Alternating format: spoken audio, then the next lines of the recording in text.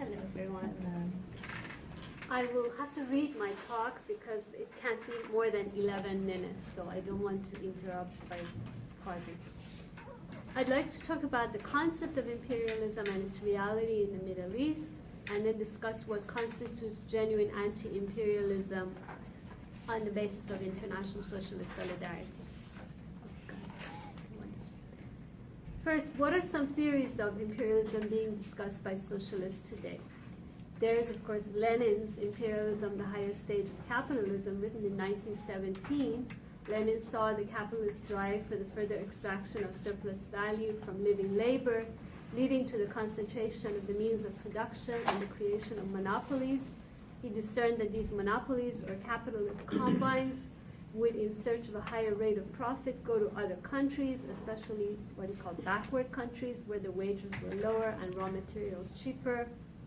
He recognized that imperialism is characterized by a simultaneous drive toward the monopolization of capital and competition between different international capitalist monopolies, a tension which leads to wars and for the redistribution of the world among them. Then there's David Harvey's New Imperialism, published in 2003, which draws on Rosa Luxemburg's accumulation of capital and Marx's discussion of the primitive accumulation of capital. Harvey argues that an overaccumulation of capital has pushed capitalism into an ever greater recourse to non-capitalist forms of plunder as opposed to the extraction of surplus value from wage labor. These non-capitalist forms of plunder include confiscation of communal property, public property or nature, and privatization of welfare. He calls this process a shift in emphasis from accumulation through expanded reproduction to accumulation through dispossession.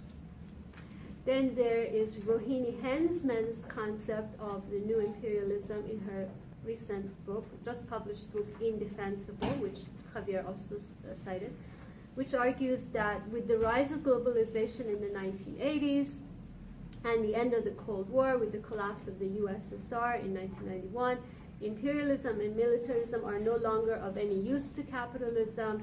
They're not useful because global capitalism is characterized by competition between various multinational corporations, and because competition and productivity would be hampered by imperialism and militarism. However, she asks, if imperialism is not useful, no longer useful to global capitalism, what explains its persistence? She argues that one section of capitalists involved in the military-industrial complex still benefit from it. More importantly, that the current form of imperialism arises from pre-capitalist forms of domination, such as patriarchy and racism. Hence, the motivation for imperialism, in her view, today has mostly an ideological and not so much of an economic basis. Then finally, there's John Smith's Imperialism in the 21st Century, published 2014, which is similar to Lenin's, and argues that the new imperialism is the shift of production to low-wage countries in the global south. Although I don't think Lenin would limit his view to what he called backward countries. And then, so these, I just wanted to give you an idea of what the various theories of imperialism are among socialists. So now, in the Middle East, what are the realities of imperialism? We can find both wage labor and slave labor of women and men. There are both economic and ideological motivations. Russia and China are interested in their investments in the oil and gas industry, and specifically China's One Belt, One Road project, which also includes Africa. The U.S.'s intervention in the Middle East has not been solely for oil, but for proving its global domination. The U.S., however, has experienced a huge economic loss in Iraq after its 2003 intervention. Since Obama's presidency, it has mainly pivoted to the Pacific, where competition with China is more important for U.S. capitalism.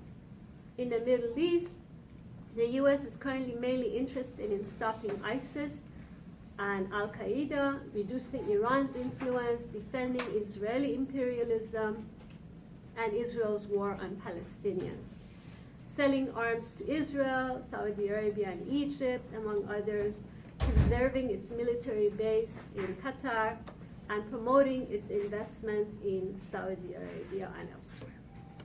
Iran's imperialist interventions are partially driven by the desire to export a Shia fundamentalist ideology and to oppose Israel. However, Iran's militarized state capitalist regime also has strategic goals which are driven by the long-term interests of Iranian capitalism, namely challenging Saudi Arabia, another regional imperialist, and the other pole of capital in the region, and building a route to the Mediterranean through Iraq and Syria. Russian and Iranian imperialist intervention in Syria succeeded in crushing a genuine popular revolution against the Assad regime.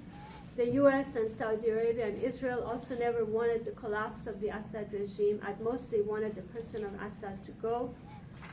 Turkey intervened in Syria to destroy the Kurd struggle for self-determination and to promote its own brand of Sunni fundamentalism.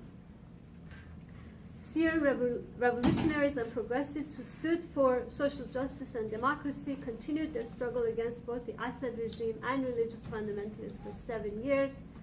500,000 died from barrel bombs, airstrikes, starvation, sieges, ground assaults, mostly from the Assad regime and its allies. 12 million, or half the population, were displaced and became refugees. In the face of this, the majority of the global left support the Assad regime, as Javier discussed, and they support the Assad regime and Russian and Iranian intervention, defended Assad as an anti-imperialist, and labeled all Syrian revolutionaries as jihadists. Do I have 3 more minutes? Yes. So in her book, Indefensible, Rohini Hensman calls this pseudo-anti-imperialism and has offered 400 pages of research and analysis to expose and challenge it. I can't summarize my review essay on her book here, but if you're interested, I can send it to you. It'll be published soon. So in the rest of my time, I'd like to talk about Iran, the contradictions of Iran's capitalist patriarchy with economic bankruptcy arising from military interventions in Syria, Iraq, Lebanon, and Yemen have led to a new mass uprising in Iran. Since December 28, 2017, there have been ongoing protests involving unemployed youth, workers, teachers, nurses, women, students, oppressed minorities, and families of political prisoners, demanding an end to the Islamic Republic and its military interventions in the region. The Alliance of Middle Eastern Socialists has made an effort to publish various pieces that can offer English-speaking readers a sense of the demands of these struggles. I have a few samples here. You can read them and more on the Alliance website. It's critically important for socialists to learn from the experience of Syria and not allow the current movement in Iran to be crushed by the Islamic Republic and its allies, or intervention by Saudi Arabia, Israel, US, or a possible deal between all these parties. So what does International Socialist Solidarity demand? First, that we oppose Trump and Saudi Arabia and Israel's war threats and sanctions against Iran. Secondly, that we reach out to labor, women, student, and environmental struggles and the struggles of oppressed minorities. Thirdly, that we develop an understanding of the contradictions and problems within the movement in Iran that are standing in the way of moving in a revolutionary socialist direction. Fourthly, that we view the current wave of protests in the context of the Middle East as a whole. That means, first and foremost, not forgetting about the Syrians who are suffering under the Assad regime, not accepting the Assad regime as a legitimate one, continuing to call for the withdrawal of Russia and Iran from Syria, speaking out about the 300,000 political prisoners in Syria, helping the Syrian refugees in ways that we can, continuing to speak out against authoritarian regimes and imperialist intervention in the Middle East. So that's the end of my show. For those who are interested, I can show you articles that can help you figure out ways of expressing your solidarity and also learning more about the current mass uprising in Iran. Thank you. Okay, thanks, Frida. We're just going to